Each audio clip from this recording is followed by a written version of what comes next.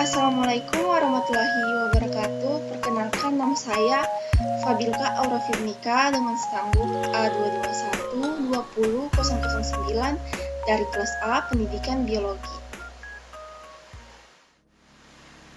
Adapun tujuan dari pembuatan video kali ini yaitu untuk pemenuhan tugas dari mata kuliah Teknik Laboratorium.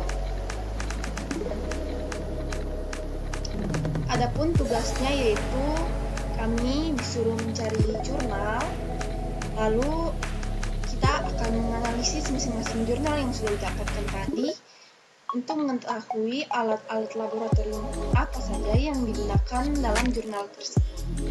Dan saya sudah mendapatkan jurnalnya, langsung saja. Baiklah, ini jurnal yang telah saya dapatkan. Ini adalah Jurnal Pendidikan Biologi volume 5 nomor 1 dari tahun 2020 dengan penulis Ivan L. Desnafrita dan Mustika Sari dari Pendidikan Biologi IKIP PGRI Pontianak. Nah, judul dari jurnal ini adalah Senduduk dan Ubi Jalar Ungu sebagai pewarna preparat squash akar bawang merah.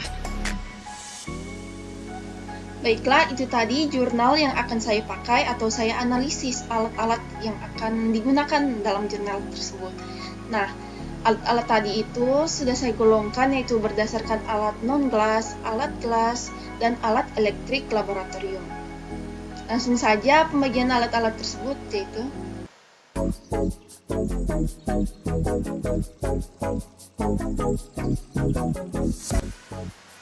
Adapun yang pertama yaitu cutter atau silet, yang mana berfungsi untuk memotong bagian objek pengamatan, yang biasanya juga untuk menipiskan objek yang akan diamati agar dapat ditembus cahaya pada saat pengamatan menggunakan mikroskop. Atau bisa juga cutter atau silet ini untuk mengambil sebagian objek pengamatan sebagai sampel. Yang kedua, pada alat non-glass ada yaitu kaki 3. Kaki 3 ini dalam alat laboratorium adalah besi yang mempunyai 3 kaki, seperti gambar di samping ini, yang memiliki fungsi sebagai penyangga dari ring. Fungsi kaki 3 adalah sebagai penahan kawat kasa dan penyangga ketika proses pemanasan dilakukan. Yang ketiga pada alat laboratorium non-glass yaitu kawat kasa. Nah, kawat kasa ini terbuat dari kawat besi yang di tengahnya itu berlapis asbes. Yang mana kawat kasa ini dipergunakan sebagai perata panas sekaligus alas wadah yang dipanaskan. Dan alat ini juga digunakan sebagai alat pada pemanasan alat-alat kaca yang berisi cairan atau larutan dengan maksud agar panasnya ini lebih merata.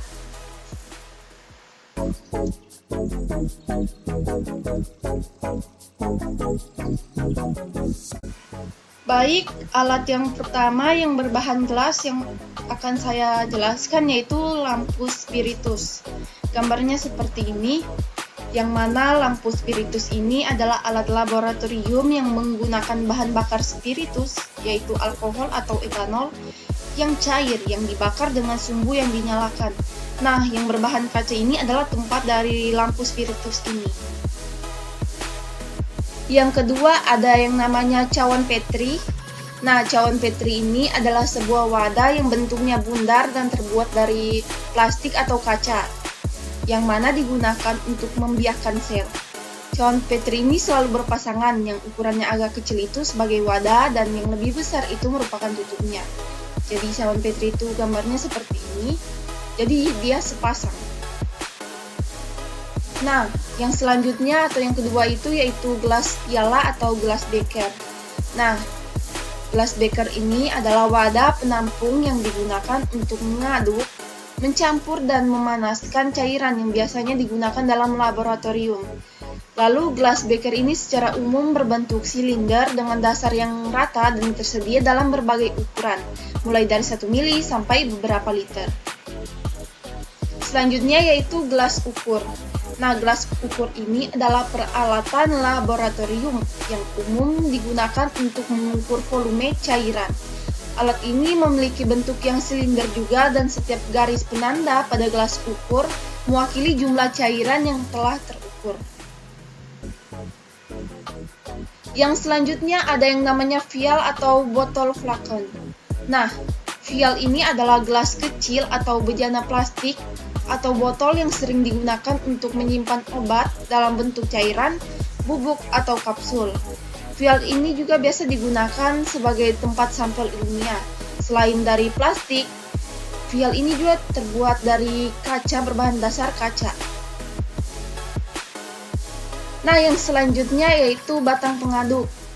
Batang pengaduk ini sebuah peralatan laboratorium yang biasa digunakan untuk mencampurkan bahan kimia dan cairan untuk keperluan laboratorium atau pengamatan. Selanjutnya ada yang namanya objek gelas. Objek gelas ini digunakan untuk menempatkan objek yang akan dilihat atau dianalisa dengan menggunakan mikroskop. Berpasangan juga dengan dek gelas.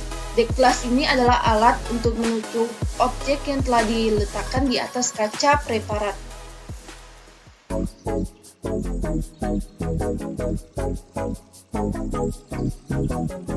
Selanjutnya yaitu pada alat elektrik. Nah, alat elektrik yang digunakan dalam jurnal tadi, dalam pengamatannya itu ada timbangan digital dan mikroskop binokuler. Nah, langsung saja yang pertama yaitu timbangan digital. Timbangan digital ini merupakan alat yang digunakan sebagai pengukuran untuk mengukur suatu berat atau beban maupun massa pada suatu zat. Sama seperti timbangan yang lainnya, tapi timbangan digital ini menggunakan arus listrik. Selanjutnya yang kedua yaitu mikroskop binokuler. Pada mikroskop binokuler ini terdapat dua lensa okuler, sehingga disebut dengan mikroskop binokuler. Nah, mikroskop binokuler ini merupakan suatu alat bantu yang sering digunakan oleh para peneliti atau pengamat atau laboran untuk melihat dan mengamati benda-benda yang memiliki ukuran sangat kecil yang tidak bisa langsung dilihat oleh mata telanjang dengan kemampuan menunjukkan ukuran panjang, lebar, serta tinggi dari benda tersebut. Baiklah, itu tadi penjelasan dari saya mengenai alat-alat laboratorium yang digunakan pada jurnal.